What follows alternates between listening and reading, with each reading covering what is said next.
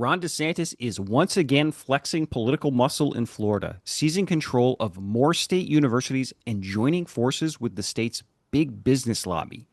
But after yet another attempt to develop conservation land collapsed in controversy, and amid a new criminal investigation into DeSantis' Hope Florida charity program, it's clear that Florida's governor can't get away with everything anymore. More on each of those stories coming up.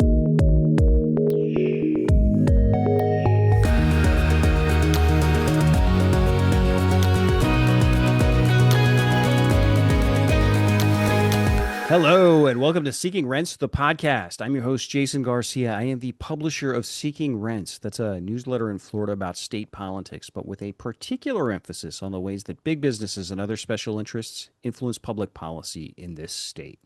That name, Seeking Rents, if you're curious, comes from a term in economics called rent seeking. And rent seeking is what's happening when someone with lots of wealth and influence, like a big business or a billionaire, uses their wealth and influence to get laws changed in their favor in a way that allows them to capture even more wealth and influence for themselves, usually at the expense of someone else. These are people that are trying to get a bigger bite of the pie for themselves rather than growing the pie for all of us. So anyway, it's been a couple of weeks since we've done a podcast, so I figured it was a good time to check in on what is now Day 85 of the Florida Legislature's 60-day legislative session. You heard that right. Day 85 of a 60-day legislative session. We are in the soup here in Florida. The Florida Legislature has gone essentially into hibernation amid an ongoing budget stalemate between the House and Senate. The House is wanting to make some really deep recurring spending cuts. The Senate less interested in swinging a meat axe for the sake of swinging a meat axe. So last we saw in Tallahassee, we had dueling versions of a state budget that were almost $5 billion apart, which is, this is all like monopoly money in one sense, but such big numbers are meaningless. But that's a big gap, really hard to resolve, obviously. And so the legislature for the last 3 weeks has been sort of out of Tallahassee and, at least publicly, not making any progress at all towards a new state budget. I think at last check, they had agreed to come back. They had extended the session until June 6th, although it's looking increasingly unlikely they're going to meet that deadline. The House has already tried to push back till June 30th, although the Senate has not agreed to that yet at all. So, who knows? We could be looking at a situation where the session completely collapses and then Ron DeSantis kind of hauls them back in himself, or maybe they work out the Senate relents and extends a little further. Who knows? At this point, it seems to me that the only deadline that matters is June 30th at this point. And so June 30th is the end of the state's fiscal year. Oh man, I can't tell you how hard I try not to say fiscal year. I feel like that is like an auto go to sleep word to say to someone. It's like the nerdiest thing imaginable you could say. So the state's budget year, maybe that's better. I don't know.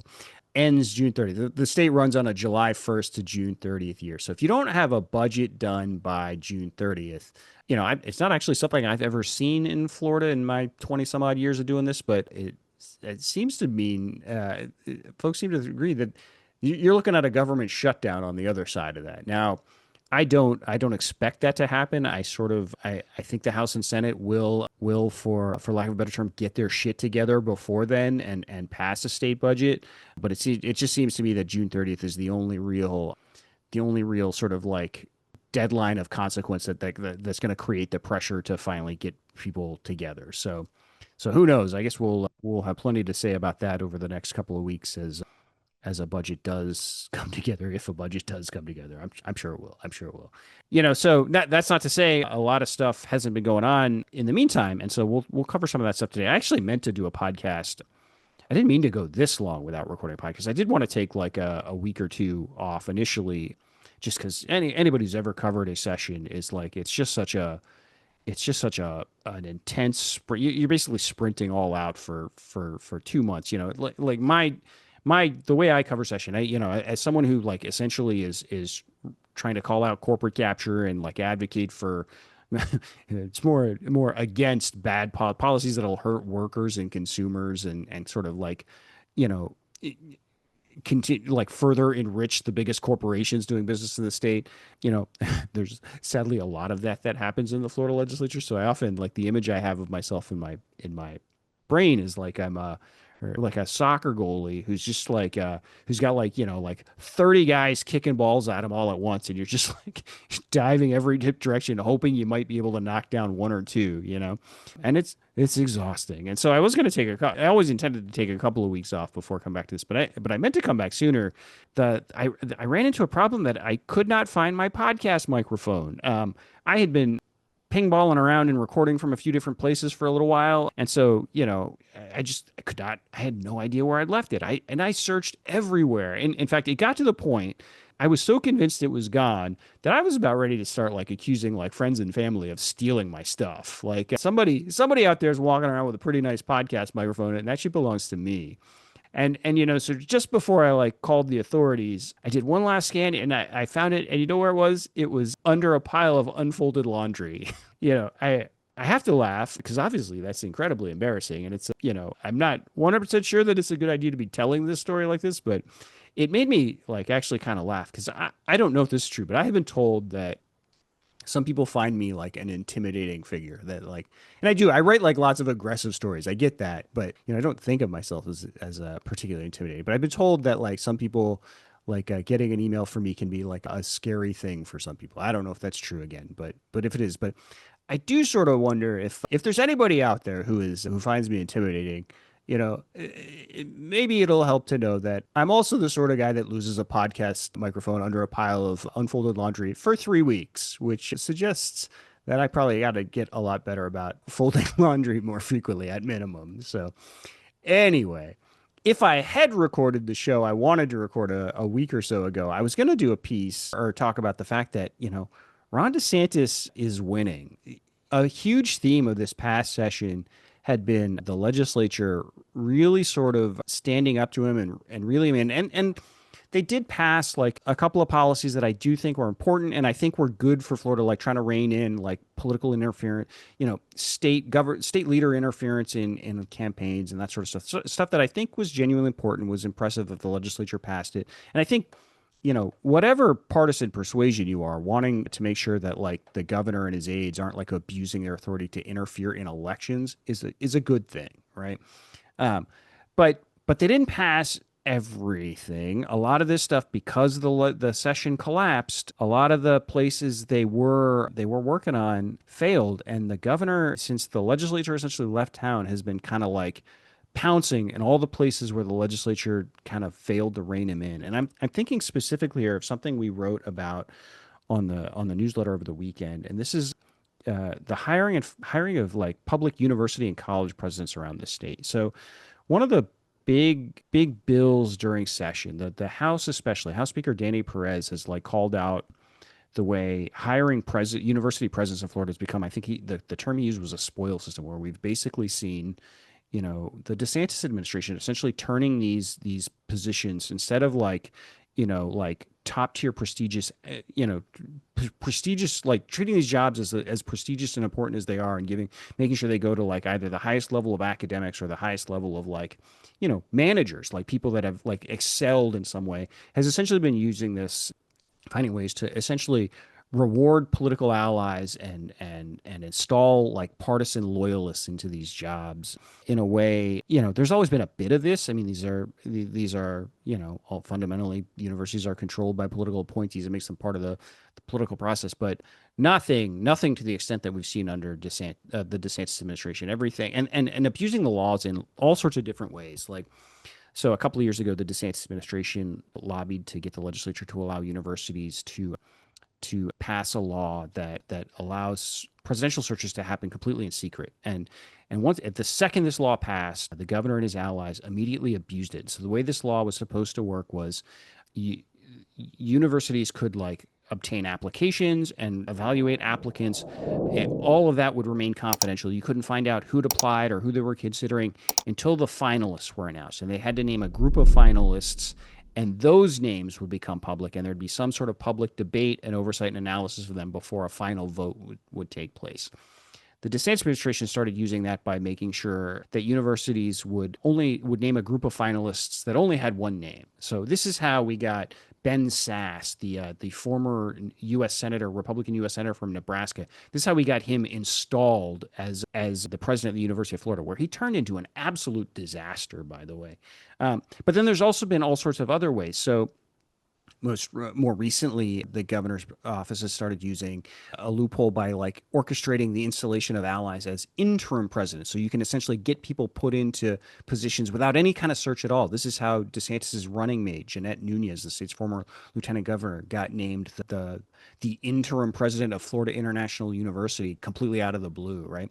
And we've seen them pressure state leaders, university leaders, whenever there's been resistance. I'll never forget one of the grossest examples of this. There was a little tiny community college in a rural part of the state, South Florida State College, where the board of trustees had been going through the process to hire a new president there, and they had settled on 3 finalists, all from the academic world, all with like great credentials, or I shouldn't say great credentials, all with credentials that met the requirements, at least, including one that came from Valencia College, who I did know, not this person specifically, but I've spent a lot of time actually writing about Valencia leaders in a past life when I worked for Business News magazine. And so those are like genuinely some of the more impressive people I've come across. Anyway, the DeSantis folks stepped in, the governor's office stepped in and pressured this little tiny college to abandon all of its qualified finalists and essentially gift their presidency to a Republican state legislator who had helped out DeSantis on some key issues and who was, this is literally true, was unqualified for the job. He did not meet the criteria. He did not meet the minimum requirements for this job. They had to go back and rewrite the job description solely so they could give it to this politician, a guy by the name of Fred Hawkins, who was a Republican state legislator from the Orlando area. So the DeSantis administration has really sort of, obviously he would dispute this characterization, but I think the facts bear out. He's absolutely abused the shit out of hiring new presidents and turning college and university presidencies into pure political patronage in Florida, right? And we haven't even talked about Richard Corcoran, that the former Speaker of the House, getting paid almost a package of $1 million a year when you factor in all the benefits to run like the tiniest school in Florida. It's just been like some really gross stuff. So anyway, I'm rambling a bit, but there was a big bill that the House had pushed this year that would have reined in the governor's influence in presidential hiring in a bunch of ways. It would have repealed that law that allowed presidential searches to happen in secret. It would have closed this interim president loophole. It would have explicitly forbidden the governor's aides from pressuring university leaders about who to hire. They couldn't have discussed this sort of stuff. And that bill was in play until like literally the 11th hour. So the session, I don't remember the exact time. I think session finally ground to a halt on day 60 at around like 10 o'clock, I believe, is when it was like as late as 7 p.m. that night. The House was like orchestrating this last ditch maneuver to try and pass this higher ed bill. But the Florida Senate refused to go along with it. It seems pretty clear that this was wrapped up in leadership negotiations, pretty clear that this had become a priority for the House, and the Senate knew that and was sitting back on it as a negotiating chip, which, I mean, that's how this works. That's not to criticize the Senate on that part, because the House was doing the same thing. But ultimately, the Senate spiked the bill. They refused to give it a final vote, and they walked away. And the second they did, DeSantis pounced. And I'll throw a link to the show notes so you can read the story we wrote this weekend that goes through the details. But basically, we've seen the governor like really, really double down on abusing these presidential search loopholes and getting more allies into positions of power now that the threat of the legislature actually reining him in has passed. The most brazen example has happened at the University of West Florida just this morning. DeSantis' education commissioner was just installed as the interim president of the University of West Florida in Pensacola. Again, interim president. They did it without any kind of real search for this job. And now, of course, they'll end up using this as a way to make him the permanent president. Because if you're a serious candidate, why would you apply for this job knowing that clearly the fix is in? And this one was especially galling because the Senate, the folks who had helped the governor out, the governor was furious that they were going to, handcuff him on presidential searches. He was going on tirades about this in some of those session press conferences. The Senate helped him out here And he responded by essentially like pissing in their cereal on this stuff. The University of West Florida, not to go into too much detail, but you might remember that the governor tried to launch like a new college style takeover of the University of West Florida earlier this year. He dropped like a slate of five ideological trustees on the school with a mandate to overhaul it. Like he even was bragging about how big changes were coming to West Florida,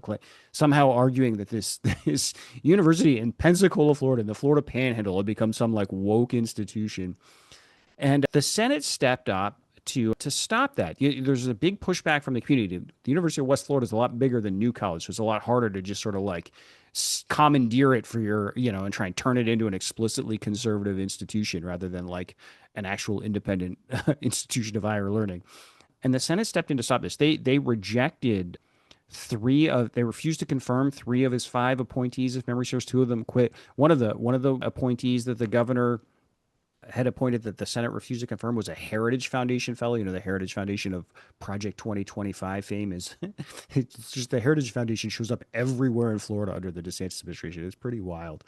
Um, anyway, so the Senate was the one that slowed the roll on the University of West Florida. Well, they get out of session, and what does DeSantis do? He doubles down on all this stuff. He added another Heritage Foundation person to the board at the University of West Florida. They then teamed up to like forced the school's current president to resign, and that created the opening that they're now giving it to Manny Diaz, the education commissioner, a former Republican state legislator. So, he's completing this hostile takeover of the University of West Florida because the Senate essentially allowed him to do it, right? And so I was sort of thinking about that. The other place I was thinking about this was the governor has come out and said he is going to veto a bill that passed legislature, pretty high profile bill. I'm not sure if we've talked about it. It would repeal what is kind of known as Florida's free kill law, which is as pretty as gross as it sounds. It's essentially a loophole in medical malpractice law that essentially limits the civil liability rights like of family members when let me make sure I get this right. When the victim of the when someone dies as a result of malpractice by a doctor or a healthcare provider, if it's an adult child, the rights, the potential to obtain damages is like cut off. Or if it's, I believe, I'll throw a link into the show notes because I don't want to get this wrong, but it's like the adult child, and then I think it's also like if there's also a parent thing in there. I'm sorry, I don't have this completely in front of me, but anyway, this is a bill that people have been trying to pass. They've been trying to eliminate this free kill law because, as you can imagine, this leads to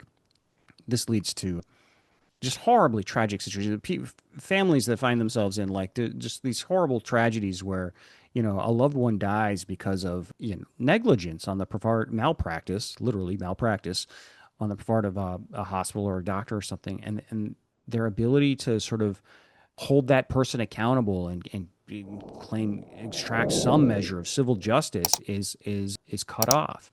And so the legislature, after a few years of debate, that the other piece of context to know is that the big business lobby hates this bill. Essentially, this is a tort bill, right? Anything that expands like civil litigation, civil liability rights, the big business lobby hates, particularly the insurance companies and the healthcare industry. And so they've lobbied really hard to stop this from passing. Finally did pass this year, and it passed by overwhelming margins. I think I've got the vote in front of me. It was 104-6 in the House and 33-4 in the Senate. And this is House Bill 6017. And so I'll throw a link into the show notes. And again, I'll throw a story or two about it into the show notes so you can get the details of exactly where the details of where this loophole sits. But the governor has said he is going to veto this bill, which is, is somewhat shocking. I mean, he's essentially siding with the insurance industry and the healthcare industry, which are obviously big campaign contributors. One of the entities lobbying against this is Associated Industries of Florida. That's who the governor is choosing to side with here. Even he had this just asinine comment about how losing a loved one or a death in a hospital of malpractice shouldn't be like winning the jackpot or something like that, as if these aren't like horrifically tragic circumstances. It's just, for a guy who is the biggest rap on him is that he seems to lack all human empathy. Isn't doing much to disavow that notion, but he has said he's going to veto that despite those big margins, which makes me think he's very confident that the Senate is not going to override him on that. And the Senate isn't. We have talked about this on the podcast before, but the Senate it takes 2/3, and the Republicans have a 2/3 majority in the Senate, but there are three senators in particular who are seen as like Ron DeSantis loyalists and are probably a no vote on any override. And so to override, the Senate would almost certainly need to use Democratic votes. And for whatever reason, the Senate leadership does not seem to want to go down that path. And so I was thinking between the way the governor has flexed on university presidencies and the way he's gonna veto this free kill bill, and he hasn't yet. He's got until Friday of this week, so maybe that'll change. But it would be pretty remarkable for him to go back after saying definitively he's going to veto it. I was sort of thinking, the power dynamic certainly seems to be shifting back from the legislature, particularly in my mind, the Florida Senate blinked on this stuff, particularly on the university stuff, and the governor has noticed and is kind of flexing. But because I could not find my podcast microphone in time to record that, a couple of other things have happened since then that kind of swing that pendulum back. So probably the biggest story in state politics the last couple of weeks has been this suspicious attempt to help a developer acquire and develop 600 acres of wildlife preserve in Northeast Florida in something known as the Iguana River Wildlife Management. I think that the Tampa Bay Times Miami Herald broke this story. It's essentially the state spark scandal all over again, where this mysterious agenda item showed up out of nowhere and was going to be like quickly voted on to essentially allow developers to get these 600 acres in exchange. They were going to swap a bunch more land, but a bunch of less desirable land, right? I'm stealing this line from somebody, and I maybe this might be a Craig Pittman thing. He wrote a great column about this, so I'll throw that in the show notes. But this was basically they were going to swap a bunch of trash for some treasure here.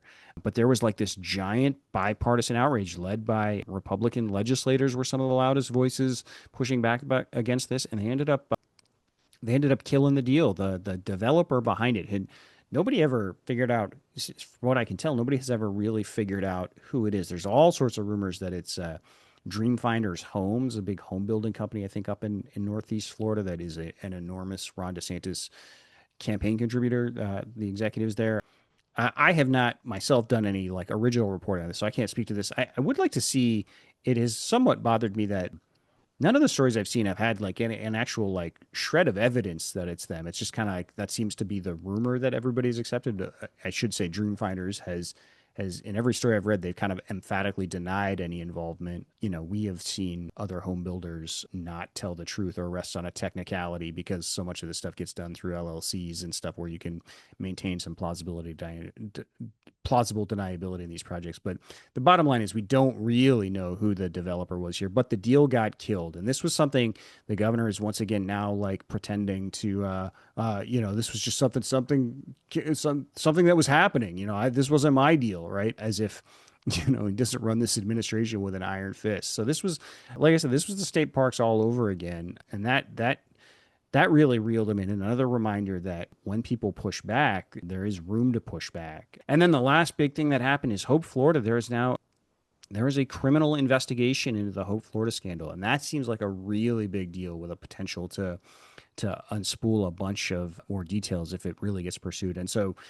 I'm sure the vast majority of folks listening to this know what the Hope, Florida scandal is at this point, but just as a quick refresher, the Hope Florida Foundation is a nonprofit state, like kind of a state nonprofit that has been spearheaded by Ron DeSantis' wife, Casey DeSantis, but that the DeSantis administration appears to have used essentially to turn $10 million of money from a legal settlement with a contractor that had overbilled the state's Medicaid program. They took $10 million out of that settlement, funneled it through the Hope Florida Foundation, and essentially turned it into money for the governor's campaigning against Amendment 3 last year, the proposed constitutional amendment that would have legalized marijuana in Florida, essentially turning $10 million of Medicaid money into private campaign contributions, essentially campaign funds. And the guy that seems to be at the absolute center of this, we've talked about this on the podcast before, is James Uthmeyer, who was the governor's chief of staff all through the sequence of where this money got paid by the Medicaid contractor into the Hope Florida Foundation, and then Hope Florida Foundation kicked it out to a couple of dark money nonprofits that turned around and gave it to a political committee that Uthmeier personally controlled on the governor's behalf. And so the state attorney in Tallahassee confirmed last week, I believe, that he's got an open investigation related to this. What seems to have happened is the Republican state legislator who has been kind of like really banging the drum on this, alleging that like actual crimes have been committed here. A guy by the name of Alex Andrade from Pensacola, woke Pensacola. Right? That's where Northwest Florida got. That's where West Florida, University of West Florida is. Alex Andrade brought a bunch of documents that he had apparently his committee. He chairs the House Healthcare Budget Committee, which is did a lot of Hope Florida oversight hearings. Brought materials to the state attorney in Tallahassee.